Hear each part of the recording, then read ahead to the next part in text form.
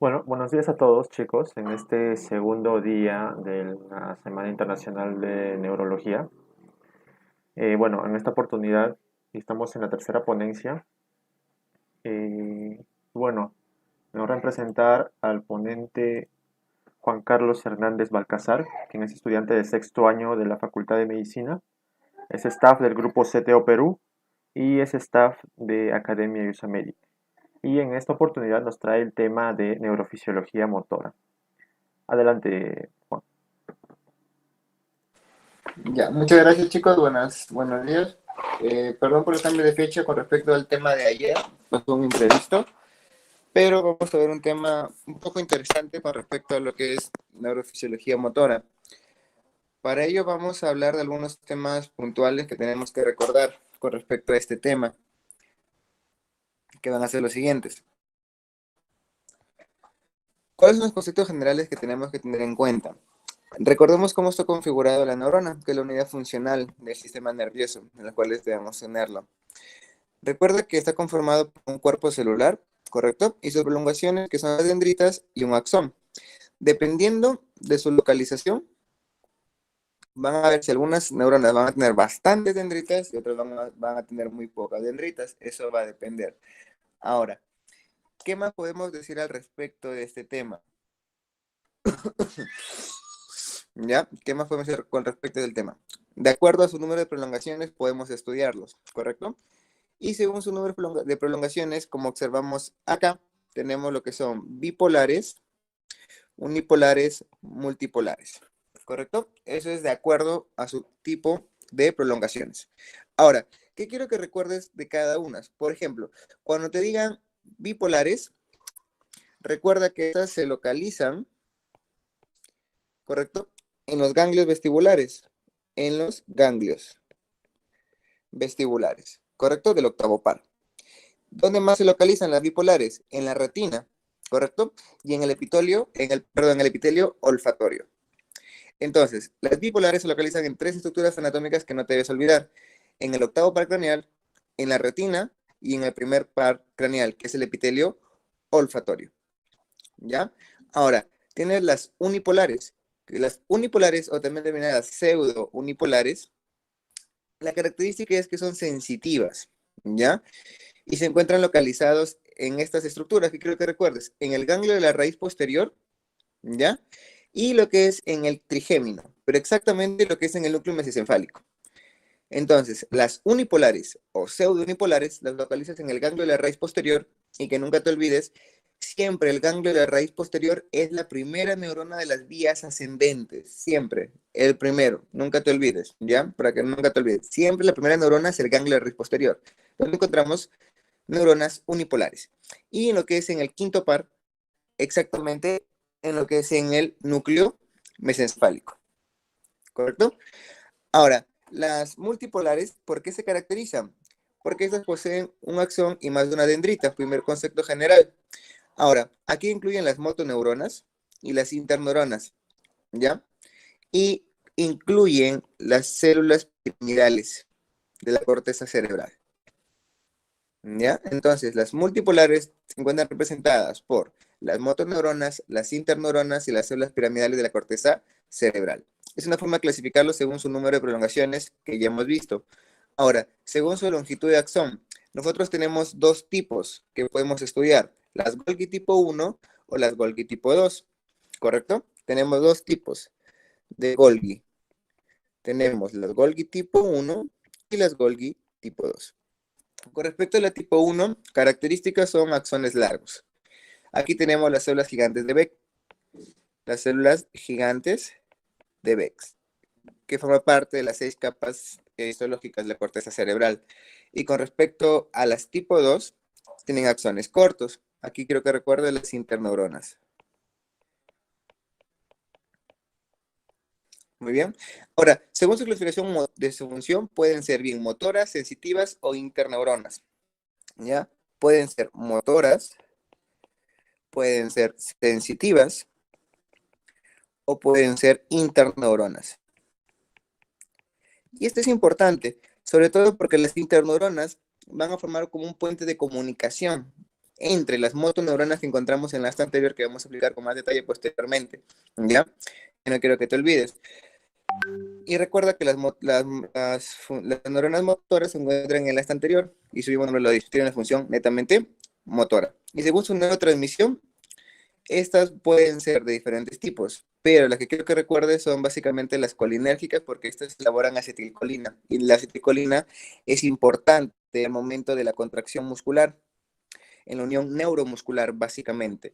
Y además, quiero que recuerdes que también la acetilcolina es un importante neurotransmisor de la memoria.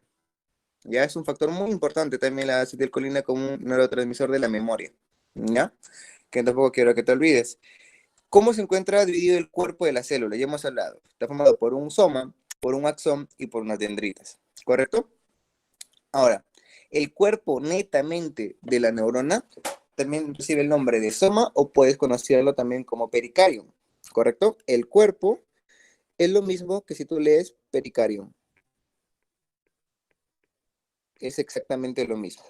¿Correcto? Ahora, ¿qué estructuras encontramos en el pericardium que tenemos que recordar? Encontramos las sustancias de Nils. Encontramos las sustancias de Nils. ¿Correcto? Y esto es importante porque estas intervienen en la síntesis de proteínas.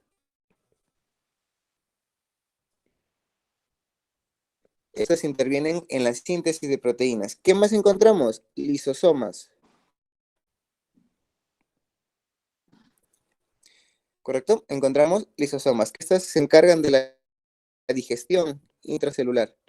¿Ya? ¿Qué más podemos encontrar acá? Las estructuras proteicas. Las estructuras proteicas que le dan la arquitectura a la neurona. Y en las cuales aquí tenemos, que quiero que recuerdes, los microtúbulos. ¿Correcto? Recuerda los neurofilamentos. ¿Correcto? Y los microfilamentos. ¿Qué quiero que recuerde los microtúbulos? Solamente recuerda esto muy puntual. Van a formar parte en lo que es en el desarrollo y sobre todo mantenimiento, pero de la arquitectura de la misma forma celular. ¿Ya? Es lo que quiero que recuerdes. En el mantenimiento y desarrollo de la forma celular. ¿Ya? Ahora, de los neurofilamentos, yo quiero que recuerdes algo muy importante. Mira, este es un datito clínico. Estos neurofilamentos, ¿correcto? Cuando degeneran y forman lo que son los famosos ovillos neurofibrilares, ¿ya? Cuando degeneran, forman los famosos ovillos neurofibrilares. Y estos ovillos neurofibrilares se encuentran relacionados en la enfermedad de Alzheimer, ¿ya? Con respecto a los neurofilamentos. Y tienes cuerpos de inclusión que se menciona, pero que simplemente aquí tienes varias cositas que debes recordar.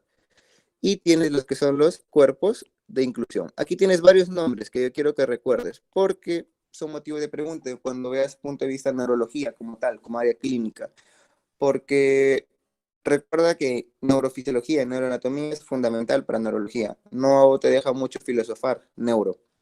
Sabes anatomía, sabes la lesión, te da clínica, no te da mucho que filosofar con respecto a otras áreas. Por eso es muy importante tener una buena base de neuroanato en este tema. Con respecto a los cuerpos de inclusión, ¿qué estructuras quiero que recuerdes? ¿Ya? Lo que quiero que recuerdes son las siguientes, mira. La neuromelanina,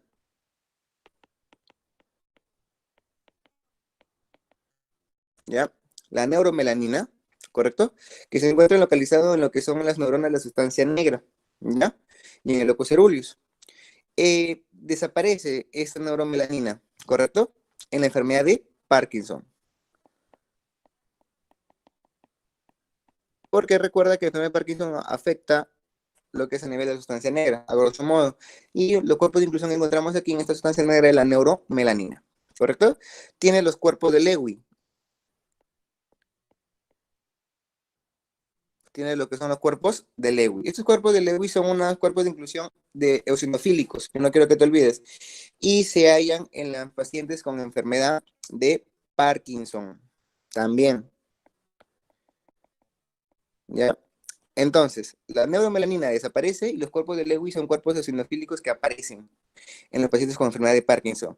Luego, ¿qué tienes? Otros cuerpos, los cuerpos de Hirano. Los cuerpos de Hirano. Recuerda que en medicina todo lo que tiene un nombre raro te pueden preguntar. Estos cuerpos de Hirano son básicamente donde se hallan en lo que es en el hipocampo de los pacientes con qué enfermedad, Alzheimer. Los cuerpos de Hirano. ¿Ya? Los cuerpos de Hirano. No te vayas a olvidar de esto, por favor, porque sí es importante.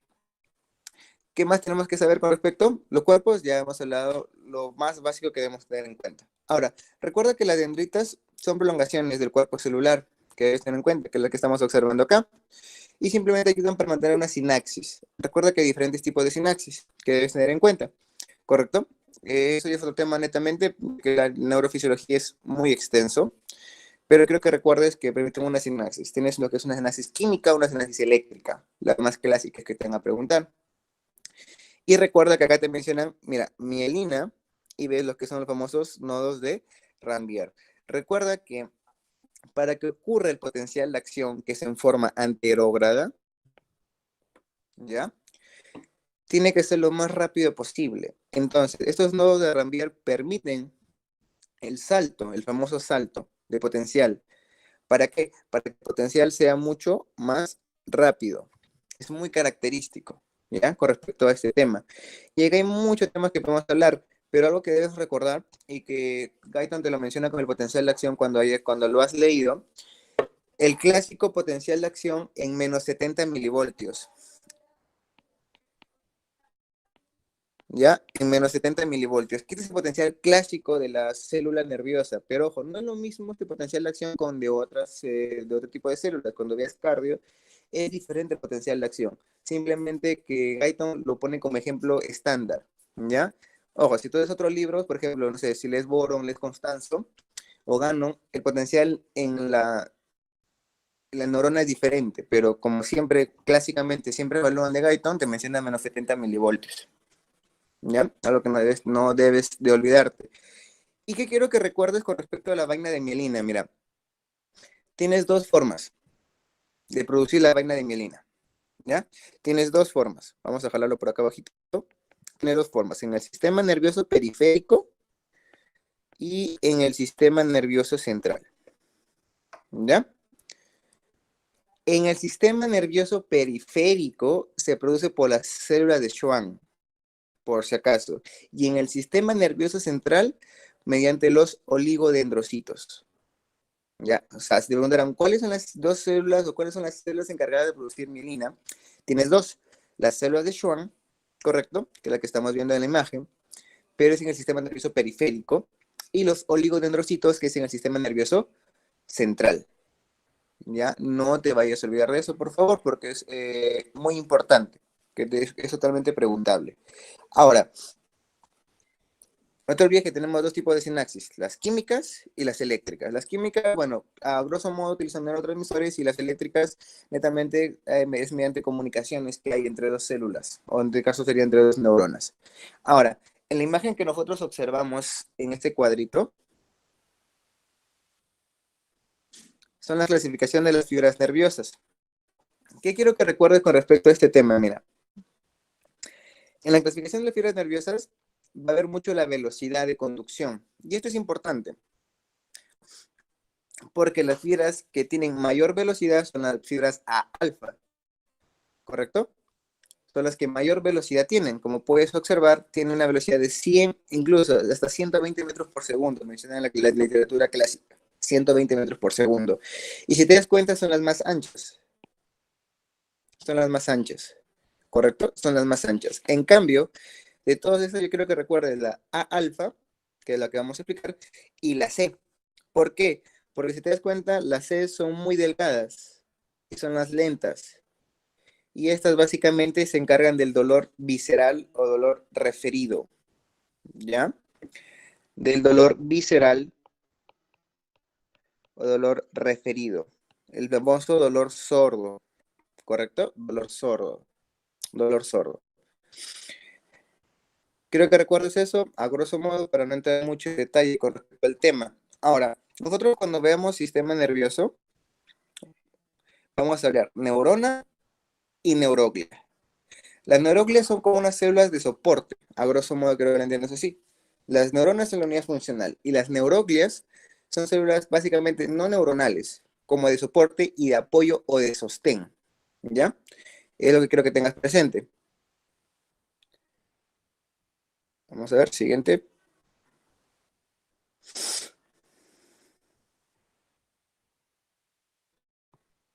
¿Ya? Las neuroglias son células no neuronales del sistema nervioso central y periférico. Son de soporte, como te estaba diciendo. Y acá tienes varios. Tienes lo que son los astrocitos, tienes lo que es el oligodendrocito, la microglia y las células ependimarias. ¿Ya? Pero eso, si te dicen con respecto a las células de Schwann, se cataloga, pero forman parte del sistema periférico. ¿Ya? Del sistema nervioso periférico. Es una neuroglia, pero el sistema nervioso periférico, que produce mielina, pero en el sistema nervioso periférico. ¿Ya? Entonces, ¿qué podemos decir de los astrocitos? ¿O qué quiero que recuerdes? Esto, son las de mayor tamaño. Y ahora sí, son las de mayor tamaño. Son las de mayor tamaño. ¿Qué más quiero que recuerdes con respecto a estas? Tienes dos tipos. Tienes lo que son los fibrosos y tienes lo que son los protoplasmáticos. Protoplasmáticos. ¿Ya? Los fibrosos son los que se hallan principalmente en la sustancia blanca, los fibrosos, y los protoplasmáticos principalmente en sustancias gris. ¿Ya? Los fosfolitos también se forman parte o intervienen en el desarrollo del metabolismo de algunos neurotransmisores, básicamente GABA, que debes tener en cuenta. Ya desempeña un papel en el metabolismo del GABA. ¿Ya? Ahora, importante, amortiguan la concentración de potasio. Eso sí quiero que recuerdes. Amortigua la concentración de potasio. Esto es muy importante. Recuerda que el potasio, cuando te hablan de potasio, bien sea por hipocalemia, hipercalemia, debes tenerlo en cuenta en cualquier situación.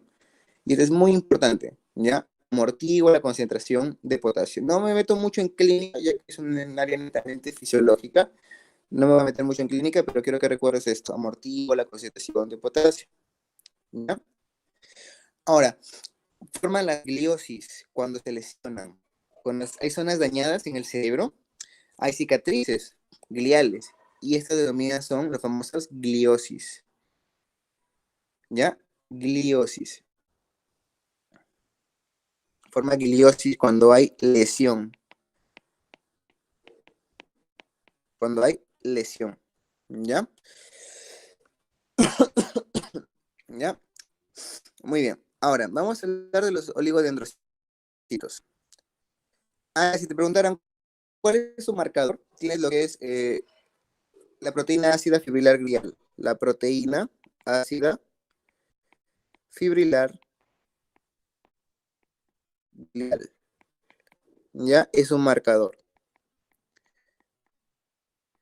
Ahora, tiene los oligodendrocitos. Estos oligodendrocitos básicamente se encargan de formar mielina, pero en el sistema nervioso central, porque en el periférico recuerda que es la célula de Schwann.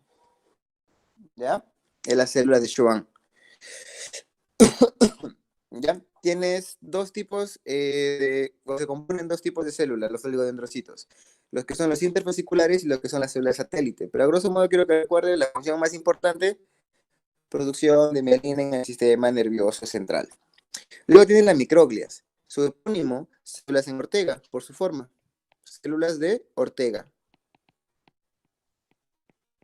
por su forma. ¿Correcto? Algo muy importante, escucha bien, la microglia no proviene del mismo estirpe de estas neuroglias, porque esta deriva de monocitos. Y tú recuerda que si ya llevado inmuno, los monocitos según la estructura anatómica o la localización anatómica que se localicen, adquieren un nombre. Estos son macrófagos en realidad especializados, que cuando se van al sistema nervioso central reciben el nombre de microglia, ¿correcto? Cuando se van al hígado, células de Kupffer. Cuando se van al hueso, osteoclastos, etc. Cuando se van al pulmón, macrófagos alveolares. derivan de monocitos, ¿ya? Por si acaso, derivan de monocitos, son células de defensa. Y las células epidemarias revisten todo el conducto central de la médula espinal y de los ventículos cerebrales, ¿correcto? En las cuales ayudan a la producción de líquidos, de lo que es el líquido cefalorraquídeo. Ya, las células epidemarias, es lo que quiero que recuerdes. Ahora, las células epidemarias originan lo que ayuda a la producción de líquido cefalorraquídeo. Recuerda una parte importante al momento de lo que es la barrera hematoencefálica, ¿correcto? Constituye forma parte de lo que es la barrera hematoencefálica, a grosso modo. Y luego, bueno, tiene las células de Schwann como aislado del sistema nervioso periférico que se ayuda a formar mielina, pero del sistema nervioso periférico. Y estas células de Schwann están separadas por los famosos nodos de Ranvier, que permite el salto, el impulso saltatorio, característico y muy preguntado. ¿Ya? Muy bien. Esto es importante conocerlo, sí, chicos. ¿Por qué? Porque hay neoplasias de cada una de estas neuroglias. Por ejemplo, de los astrocitos tienen lo que es el glioblastoma multiforme, que es la neoplasia más frecuente en el adulto mayor, de origen astrocitario, por ejemplo. Luego tienen los oligodendrogliomas, que se caracterizan ¿por qué? Porque esos constituyen son muy calcificantes y son muy elictógenos, y te dan un tipo de convulsión de proyección jacksoniana, que es de miembros superiores a miembros inferiores, por ejemplo, a grosso modo. Los ependimomas también. Por eso es conocer mucho las neuroglias, porque dependiendo de ello van a generarse algunas neoplasias que debes tener en cuenta cuando lleves el área de neurología y sobre todo de neurocirugía. ¿Ya? También tiene de células de Schwann, que son los famosos schwannomas, por ejemplo, que estos son tumores benignos del sistema nervioso periférico, básicamente el octavo par craneal. Es un tumor benigno, pero se comporta tiene un comportamiento netamente maligno, por ejemplo. ¿Ya? Luego tienen meningiomas, etcétera. Que no viene al caso el tema del día de hoy, pero quiero que lo tengas presente. Porque te lo van a preguntar siempre, bastante en neurocirugía. Ahora, que quiero que recuerdes lo siguiente, mira, nosotros tenemos unas vías, ¿ya? Tenemos vías espinotalámicas, las vías ascendentes tenemos varias, pero quiero que recuerdes dos, las espinotalámicas anterolaterales y lo que son la vía del hemisco medial, que son las más importantes al momento de ver clínica neurológica. ¿Por qué? Porque cuando tú lleves neuro, ¿ya? El tema más preguntado en neuroestadísticamente, en Perú, por ejemplo, siempre es accidente cerebrovascular. Entonces ahí tienes que saber bastante irrigación, bastante de vías, porque lesión en cada estructura anatómica te genera clínica. ¿Ya? Por ejemplo, la vía espinotalámico anterolateral o posterior, que es lo mismo que decir lateral, se encarga del dolor, temperatura y tacto grueso, tacto burdo, o también llamado tacto protopático.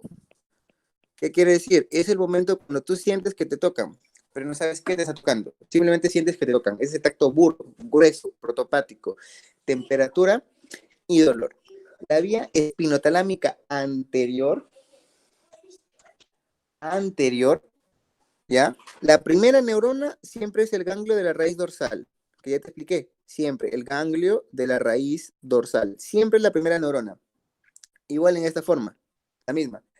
La segunda neurona cambia, en segunda lámina de Rexec de la médula espinal, cambia, ¿ya? En la segunda neurona de la vía espinotalámica anterior es el núcleo marginal, ¿ya? Entonces, viene la vía, escucha bien acá, se hace contralateral. Cuando digan contralateral es que se cruza al otro lado. Cuando digan ipsilateral, viaja en ese lado. Por ejemplo, entra por la vía izquierda, cruza hacia el lado derecho. Eso sería una vía contralateral. Cuando digan una vía ipsilateral, entra por la izquierda y se queda en la izquierda. Lo mismo con lesiones. Cuando digan lesiones contralaterales, es que la lesión está en otro lado del origen. Ya te voy a explicar aquí más o menos para que me entiendas. Entonces, esta vía asciende, ¿correcto? Y a nivel de la tercera neurona en el núcleo ventral posterolateral del tálamo es la tercera neurona. Y la cuarta neurona es el área somatosensitiva 3, 1, 2. Esa es la vía. En cambio, en la vía espinotalámica lateral, la primera neurona es la misma, y ya te expliqué. La tercera neurona es la misma, núcleo ventral posterolateral del tálamo. La cuarta neurona es la misma, 3, 1, 2. Es lo mismo. ¿Qué cambia la segunda neurona? En la segunda neurona es el núcleo gelatinoso o de Rolando. Y tiene el mismo patrón. Se va por el ganglio de la raíz posterior, se hace contralateral. En este caso, que es lateral, asciende al núcleo posterolateral del tálamo y llega al área 312. Es lo mismo, solamente cambia la segunda neurona. ¿Tienes que saberte esto al revés derecho? Sí. ¿Son las únicas vías? No lo son. Hay muchas más vías. Pero las que más te van a preguntar y para que te puedas ubicar en síndromes neurológicos son estas. ¿Ya? Segundo, tienes la vía del lenisco medial. La vía del lenisco medial es la vía de tacto fino, tacto epicrítico. ¿No? Este es tacto protopático, grueso, burdo, y este es tacto epicrítico, tacto fino, de la posición y de la vibración. ¿Qué quiere decir? Epicrítico, cuando nos piden, no sé, un sobrino, estamos en la calle, nos piden que demos una propina, un familiar, un primo, lo que sea, tú no quieres sacar la moneda más grande, tú sacas la moneda más pequeña. Y tú quedas en el bolsillo, sientes, palpas. Sin ver, tú sabes cuál moneda es la más grande, la de 5 soles, por ejemplo, o la más pequeña, la de 10 céntimos. Solamente con palparlo. Es el tacto epicrítico, tacto fino. Importante. Muy importante. ¿Ya? Entonces, la primera neurona sigue siendo el ganglio de la raíz posterior. No cambia. La única diferencia es que la segunda neurona son los fascículos grácil y cuneiforme. ¿Ya? Dos fascículos, la segunda neurona, fascículos grácil y cuneiforme. O si tú has leído otra literatura, lo mismo que decir fascículos de Gold y de Burdach. ¿Correcto? Es lo mismo que decir, ascienden y a nivel de tercera neurona en el núcleo ventro-posterolateral del tálamo, la tercera neurona, y la cuarta neurona sigue siendo la área 3, 1, 2. ¿Ya? Esta vía del lenisco medial es muy importante, porque cuando ambos fascículos grácil y cuneiforme se juntan y van ascendiendo, recibe el nombre de lenisco medial. Recibe el nombre de lenisco medial.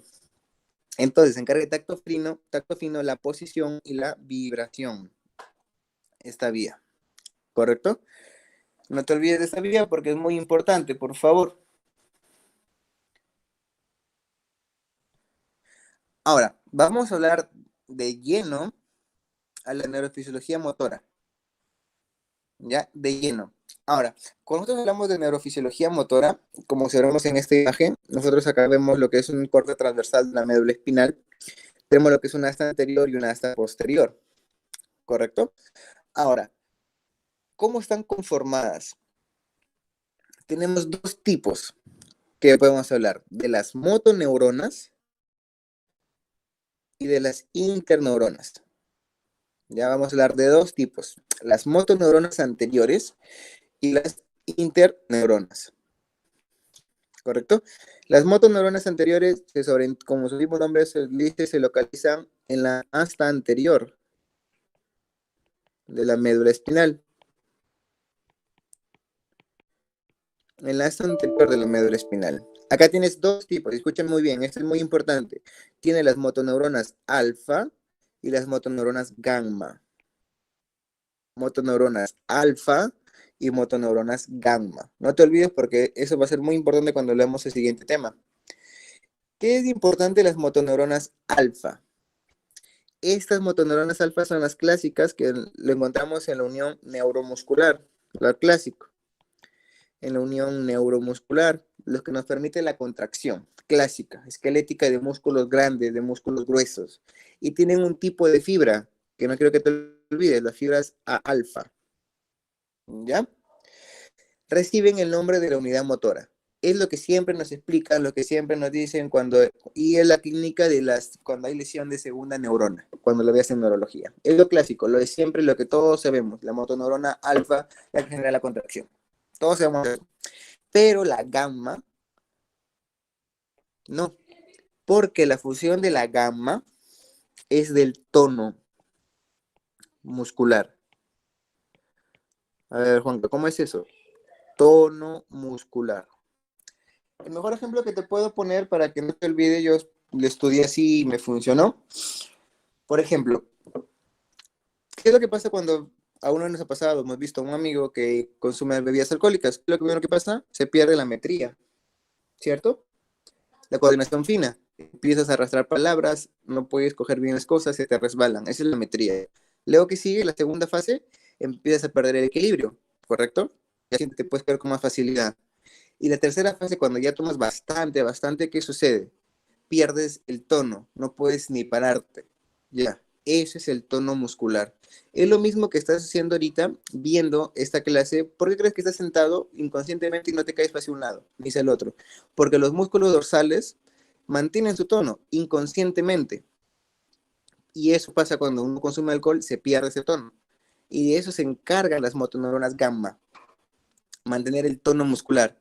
Entonces me dice Juanca, ¿mantienen el tono y más al lado cerebelo? Entonces se relaciona con el cerebelo. Sí, por la vía espinocerebelosa, ¿correcto? Envían sus fibras a lo que es al espinocerebelo, que es en el último, el espinocerebelo, y mantiene el tono muscular, el tono básico, ¿ya? Y estas fibras motoneuronas gamma están localizadas dentro de unas estructuras que son, es esta. ¿Dónde está? Aquí está. Estas motoneuronas gamma se localizan dentro de las fibras intrafusales, músculo intrafusal, exactamente a nivel del uso muscular. Eso es la motoneurona gamma, el tono, ¿ya? Vamos a andar con más detalle, pero ya más o menos quiero que vayas entendiéndome el concepto, ¿correcto? Luego tienes lo que son las interneuronas, que como te digo, están presentes en toda la sustancia gris medular, pero básicamente estas se comunican con otras motoneuronas, ¿ya? Se unen con otras motoneuronas. Listo, permiten una sinapsis con otras motoneuronas. Ahora, hay un tipo de células que aquí no está en la imagen, pero que quiero que las tengas presentes, son las células de Renshaw, ¿ya? Las células, porque esto es importantísimo, porque estas son células inhibitorias. Juanca, ¿cómo es eso? Supongamos aquí dibujamos este circulito. Esta es una célula de Renshaw. Entonces, esta se une o manda sus fibras con una motoneurona y la inhibe. ¿Para qué? Para que la contracción que va a ocurrir o el movimiento sea fino, sea sostenido, pero no sea prolongado. Me explico. El mejor ejemplo que te puedo poner es aquí ocurre toda la fisiopatología del tétano. ¿Qué es lo que ocurre en el tétano del paciente? La posición clásica opistótono, ¿cierto? La contracción duradera. Es lo mismo. Eso es porque las células de Renshaw son inhibidas, porque estas se encargan de inhibir a las motoneuronas circundantes para que el movimiento no sea tan exagerado, la contracción no sea tan duradera. Las células de Renshaw son células inhibitorias. ¿Ya? Son células inhibitorias que mandan sus fibras a las otras motoneuronas para que solamente una motoneurona genere la contracción, no porque generen 5, solamente hace que una genere la contracción, que es lo que se espera. A grosso modo, eso es lo que hacen las células de Renshaw, ¿correcto? Muy bien, ahora, vamos a ver en esta imagen, aquí, nosotros observamos el ganglio de raíz dorsal, ¿correcto? Y vemos cómo se unen con las motoneuronas. Acá tienen las alfa y la motoneurona gamma. O sea, anastomosa, ¿se te das cuenta? Genial. La motoneurona gamma es la roja. Y mira dónde se localiza. En el uso muscular. ¿Para qué? Para encargarse del tono muscular. En cambio, mira dónde se va la motoneurona alfa, que es la negra. Se va al más extremo del músculo. ¿Por qué? Porque esto genera la contracción, la unidad motora. Esto es la unidad motora. Esto es la unidad motora. ¿Ya? Entonces, ¿qué podemos decir con respecto de esta imagen? Cuando viene la aferencia por la glándula raíz posterior, luego ocurre la eferencia por la asta anterior con la motoneurona y tienes dos tipos, la alfa que genera la contracción clásica y la motora gamma que es inconsciente en el uso muscular que genera el tono que se conecta con el cerebelo para mantener un tono y no nos podamos caer, ¿ya? Y se explica en esta imagen. Mira, la motoneurona alfa, ¿dónde se localiza? Si te das cuenta es más gruesa que la gamma. Se localiza afuera, en las fibras extrafusales se localiza, ¿ya? En las fibras extrafusales. En las fibras extrafusales. En cambio, las gamma se localizan dentro, exactamente el uso muscular. Y acá tienes dos tipos de estructuras que quiero que tengas presentes, ¿ya? Quiero que tengas presentes. El uso muscular, ¿correcto? El uso muscular es muy importante y te voy a explicar el por qué.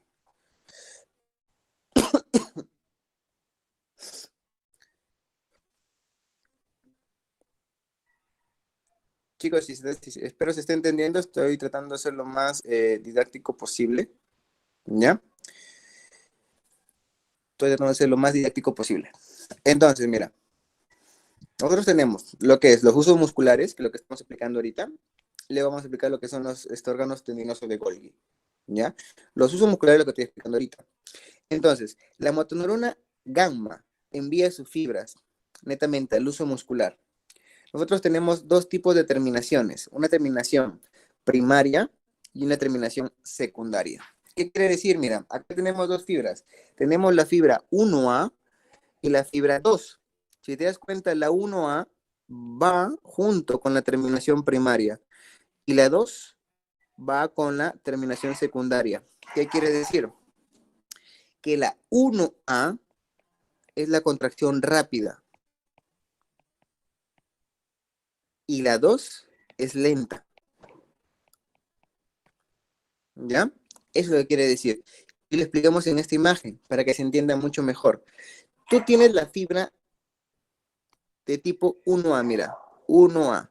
Si te das cuenta, nosotros tenemos dos tipos de fibras en este uso. Tenemos la fibra de bolsa nuclear y la fibra de cadena nuclear. Entonces, mira, la 1A, que es de la contracción rápida, manda sus fibras junto con la bolsa nuclear y con la cadena nuclear. En cambio, la fibra de tipo 2, que es lento, solo se une con la cadena nuclear. ¿Correcto? Juan, ¿de qué me sirve todo eso que me estás explicando? Mucho, en realidad. ¿Por qué? Porque esto, aquí viene toda la fisiología cuando nosotros vemos los reflejos miotácticos. Cuando nosotros evaluamos con el martillito. De ahí viene eso. Y sobre todo del tono muscular. Eso explica el por qué las fibras tipo 1A genera cuando hay una contracción rápida un reflejo clásico para evitar que el músculo no se dañe. En cambio, la lenta son de tipo 2, son determinaciones secundarias. Son determinaciones secundarias. Intentar, chicos, explicar ese tema es un poquito complicado, así que quiero que me sigas en el viaje para que se pueda entender y sobre todo interpretar de manera clínica. Porque la única forma de que nunca te olvides esto, que esto yo lo he llevado hace más de 4 años, es meterle clínica. Porque si no lo relacionas con clínica, te vas a olvidar. Siempre.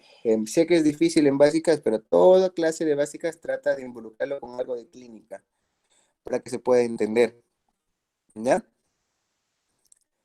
Entonces, ya hemos visto con respecto a este tema.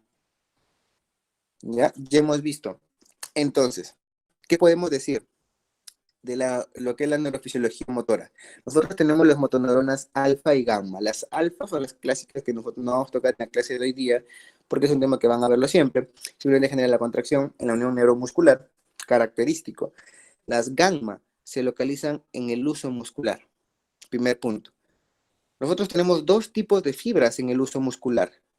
Tenemos dos tipos de fibras. Tenemos la fibra tipo 1, que es la contracción rápida, y la tipo 2, que es la contracción lenta. ¿ya? Que es básicamente las tipo A, lo que es la terminación primaria, y las tipo 2, la terminación secundaria. La tipo 1A se envuelve o inerva a las fibras de la bolsa nuclear y de la cadena nuclear. En cambio, la tipo 2, netamente lo de la cadena nuclear, generando así el reflejo miotáctico, que es el que estamos viendo acá. El reflejo miotáctico. ¿Para qué? Para evaluar lesiones a nivel de la médula. Por ejemplo, el clásico reflejo rotuliano, ¿no?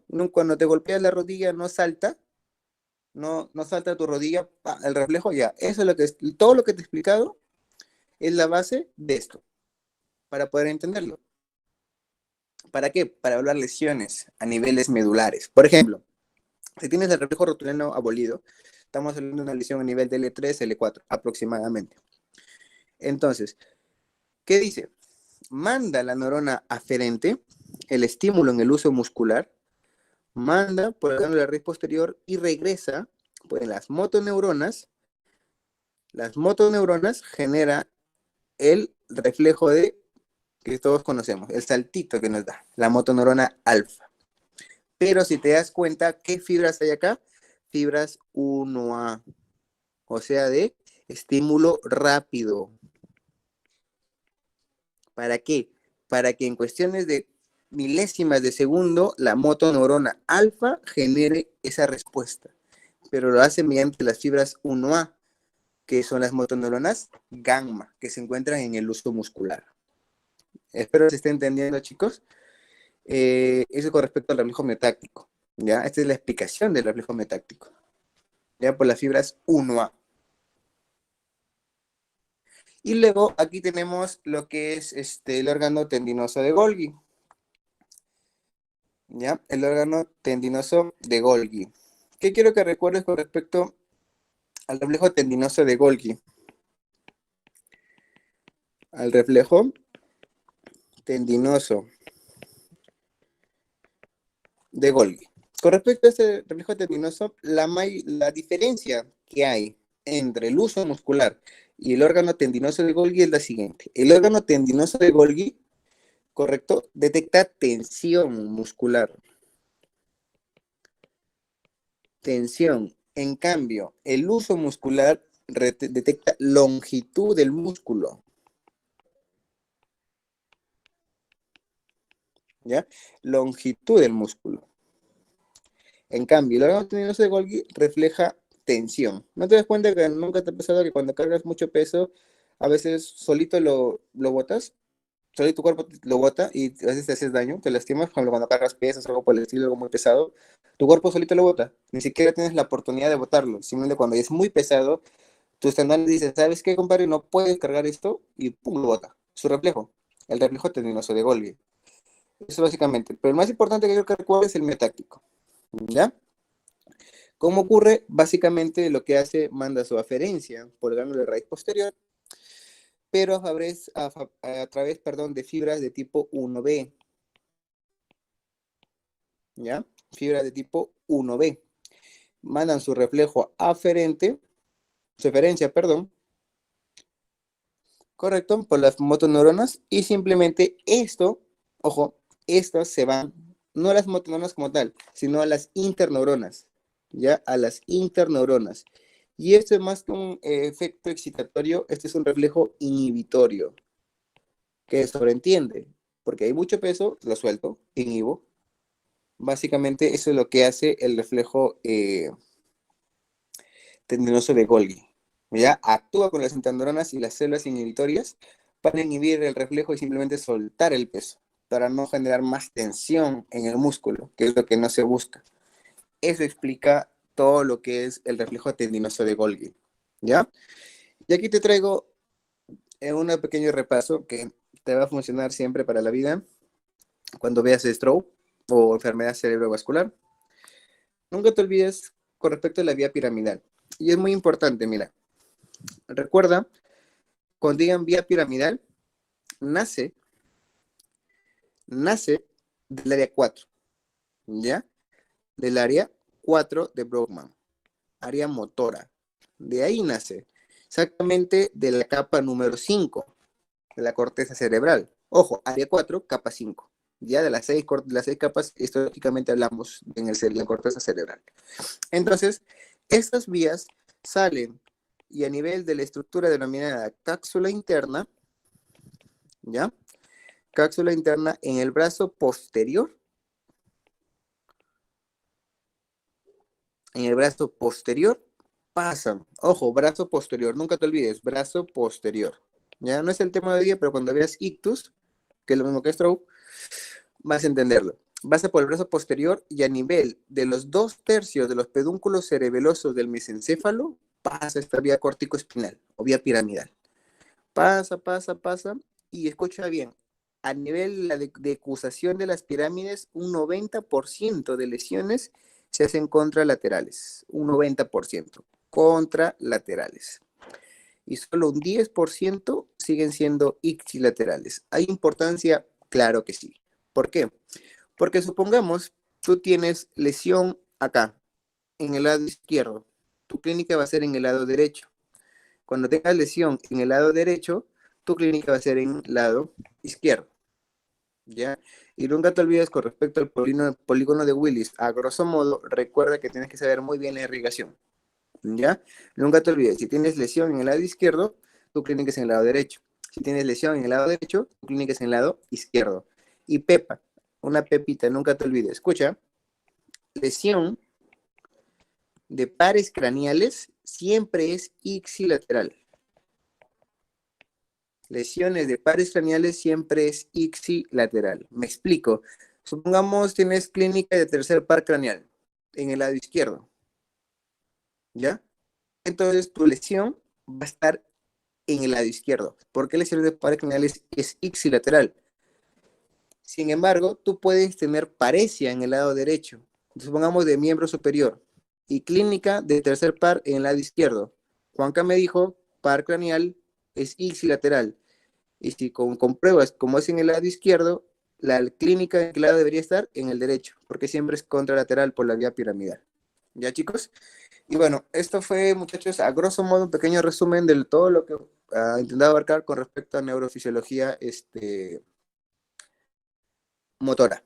¿Ya? Y recuerda lo siguiente, áreas de Brodmann, te lo menciono para que nunca te olvides. La que siempre te van a preguntar, área de Wernicke, área 22, el área de comprensión del lenguaje. ¿Correcto? El área 44 es el área motora del lenguaje. ¿Cuál área motora primaria? El área 4. La área motora secundaria, la área 6. El área de apoyo o de los movimientos conjugados oculares, el área 8. ¿Correcto? Área somatosensitiva primaria, que era la cuarta neurona de las vías ascendentes, si recuerdas. ¿Correcto? Y el área visual, que es el área 17. Y bueno, muchachos, con eso ha sido todo por el día de hoy con respecto a neurofisiología motora.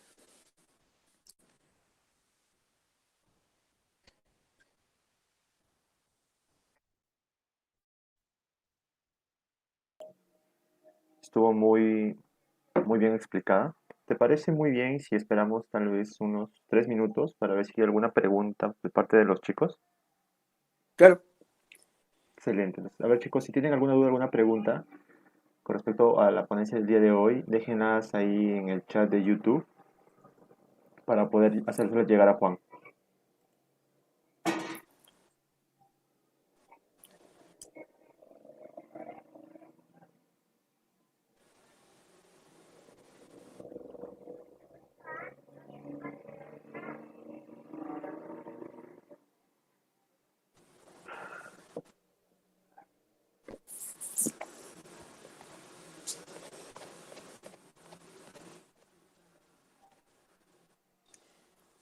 Mm, Juan, nos preguntan los chicos si hay alguna forma de que puedan adquirir las diapositivas.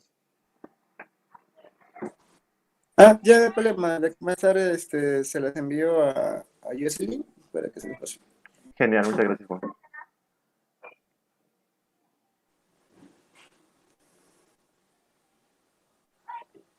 A ver, por ahí nos dice muy buena ponencia, excelente, muy dinámico y claro.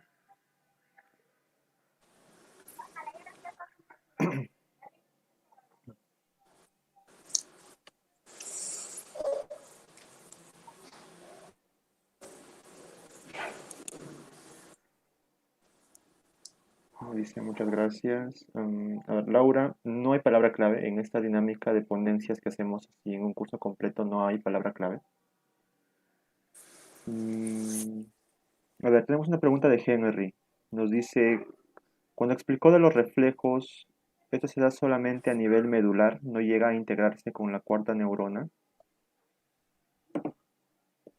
del área Ah, ya. somatosensitiva. Pues ya, a ver, con respecto a la médula espinal es una forma arcaica, una estructura arcaica, que es básicamente la que se encarga de todos los reflejos que conocemos.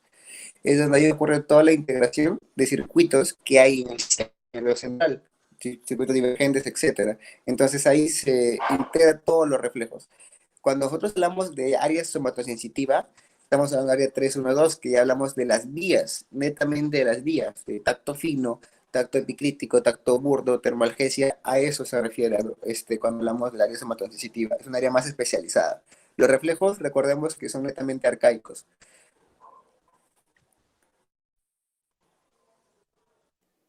Ok, excelente, muchas gracias. A ver, chicos, ¿tienen más preguntas? Nos preguntan, Karina López, ¿qué referencias recomiendas? Supongo Ah, para literatura. si es para fisio, depende mucho tu universidad que te evalúa. El clásico es Guyton. Guyton en neuro es muy bueno, pero si quieres saber más de neurofisio como tal, el Boron en neuro sí también la rompe muchísimo. Esas dos literaturas para mí en neuro son muy bonitas. Ok, a ver.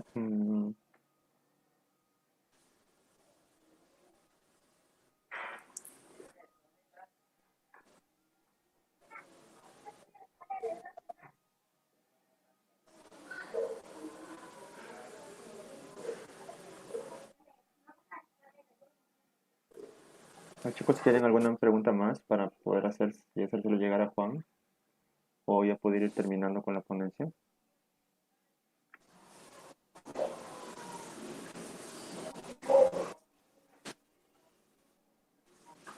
A ver, hay una pregunta de Juaninga, nos dice, una persona con epilepsia, la neurona es parte de ella. No entiendo la pregunta. Yo tampoco. A ver, Juan, si nos puedes explicar mejor tu pregunta para poder hacerle llegar.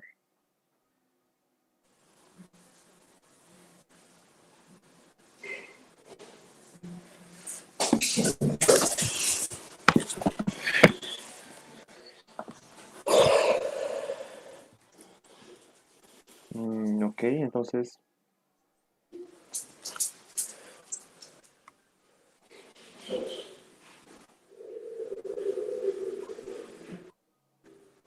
y bueno, a ver, una última pregunta ya sería la de Elizabeth, que nos dice, a ver, si recomiendas algún método para estudiar neurofisio.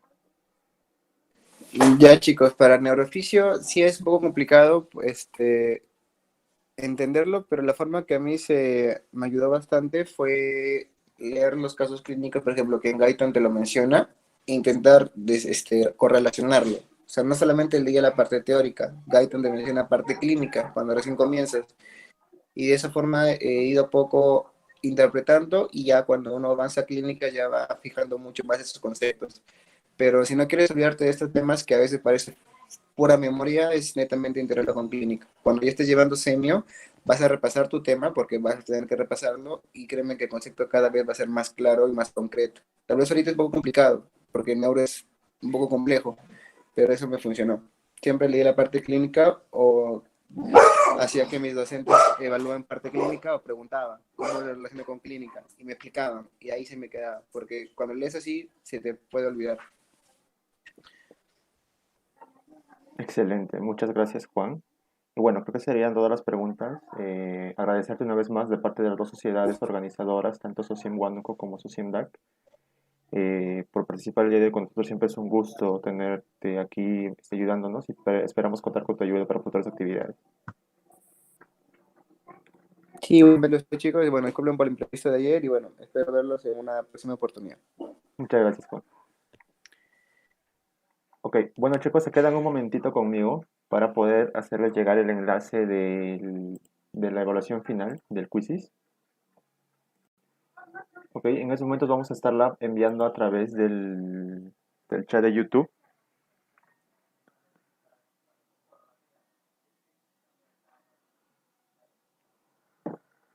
Ok, a ver, con respecto a algunas preguntas que habían por ahí, las ponencias sí se van a quedar grabadas aquí en el canal, tanto aquí en el SOCIEM DAC y también se va a subir al canal SOCIEM Huánuco. La ponencia de Neuroanato, chicos, la encuentran en el canal de SOCIEM Huánuco. Posteriormente se va a estar subiendo también a este canal, pero la ponencia de neuroanatomía se ha quedado grabada en el canal de SOCIEM Huánuco, que es la otra sociedad organizadora. Todas las ponencias se van a estar subiendo a ambos canales y van a poder venir a repasarla cuando ustedes quieran, chicos.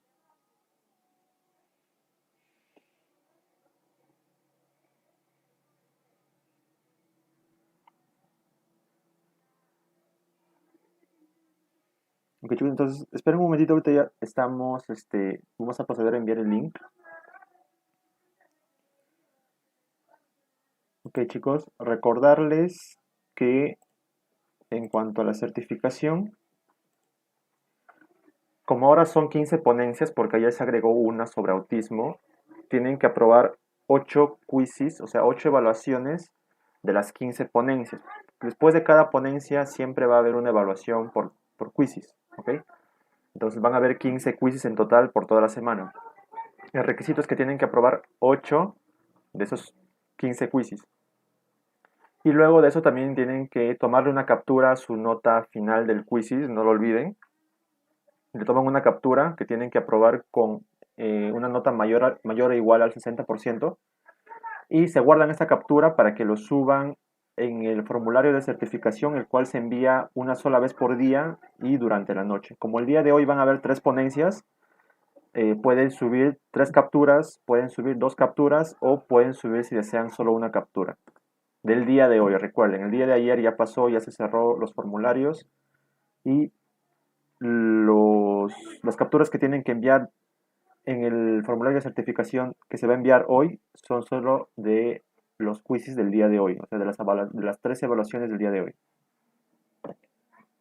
Recuerden que solo es un certificado por todo el curso. Además, recordarle que tenemos a nuestros auspiciadores oficiales como ambos, el cual posteriormente vamos a estar sorteando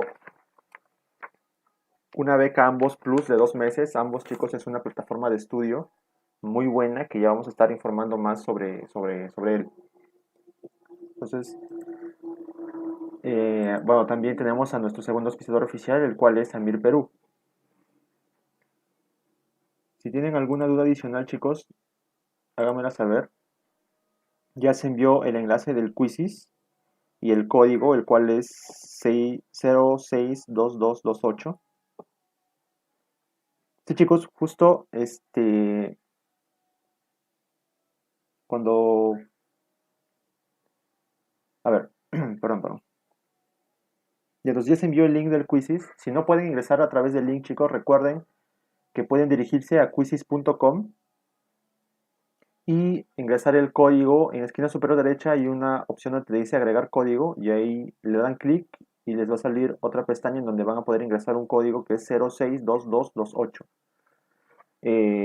Una vez ingresen ese código o una vez ingresen al link, les va a aparecer donde pueden cambiar su nombre, cambian su nombre al suyo o ingresan con una cuenta personal, Gmail, y van a quedarse en espera por un momento hasta que nosotros iniciemos el quiz.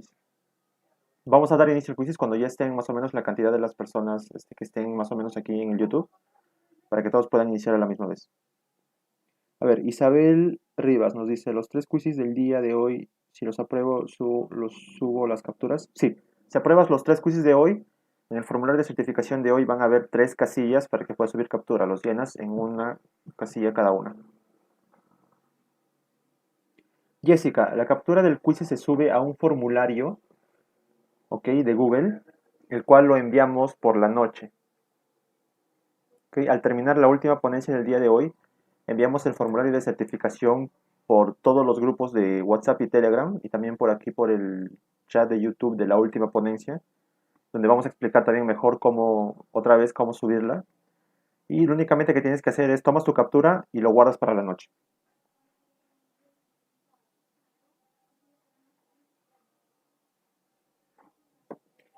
Sí, claro, Sofía. Voy a repetir otra vez más lo del certificado, chicos. A ver. Ok. En el total por la Semana Internacional de Neurología tenemos 15 ponencias. Ya no son 14 porque recuerden que el día de ayer agregamos una ponencia de autismo. Entonces son 15 ponencias. O sea que ustedes tienen una oportunidad más para que puedan aprobarse el requisito. De estas 15 ponencias van a haber 15 evaluaciones, una después, inmediatamente después de cada ponencia. De esas 15 evaluaciones, ustedes tienen que aprobar al menos 8 de ellas, ¿ok? Al menos 8. ¿Cómo se considera una evaluación aprobada con una nota mayor o igual al 60%? Son 10 preguntas por cada evaluación, entonces tienen que aprobar con una nota mayor o igual a 6. Y bueno, una vez terminada la evaluación, le toman una captura, un screenshot a su nota, aprobada obviamente, y esta la guardan para la noche porque se está enviando un formulario de certificación uno por día. Entonces hoy en la noche vamos a enviar el formulario de certificación del segundo día, donde van a adjuntar ustedes su nombre completo, el cual sirve para, en caso aprueben los requisitos para la certificación, ese nombre va a ser el que va a ir a la certificación. También su correo, a donde se va a enviar su certificación en caso lo aprueben, y sus capturas. Entonces, básicamente esos son los requisitos para recibir el certificado, el cual recuerden que es uno por toda la semana, no es uno por ponencia.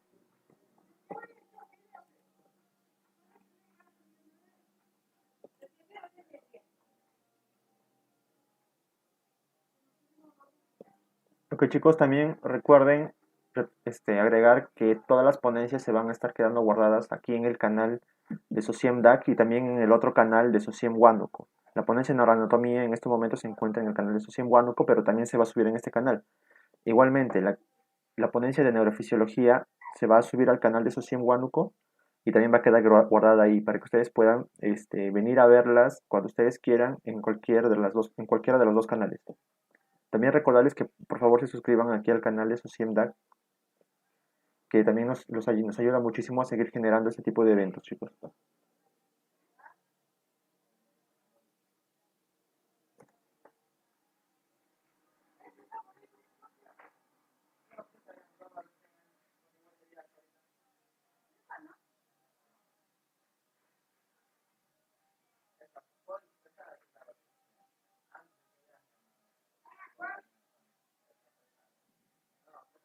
Ok, chicos, me informan que ya dio inicio el quizzes. Ok, entonces éxitos a todos. Espero puedan aprobar, espero les vaya muy bien y no dejen de estudiar. Y bueno, recordarles que el día de hoy tenemos la segunda ponencia a las 4 p.m. hora peruana y la última tercera ponencia del día de hoy a las 8 p.m. hora peruana.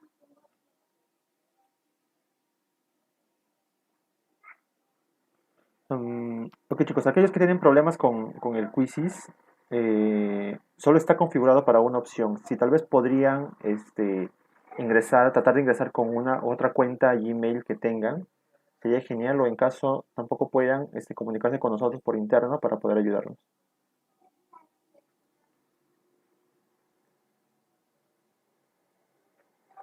Ok, entonces, bueno chicos, gracias a todos y nos vemos el día de hoy a las 4 p.m. con la ponencia sobre antagonistas colinérgicos.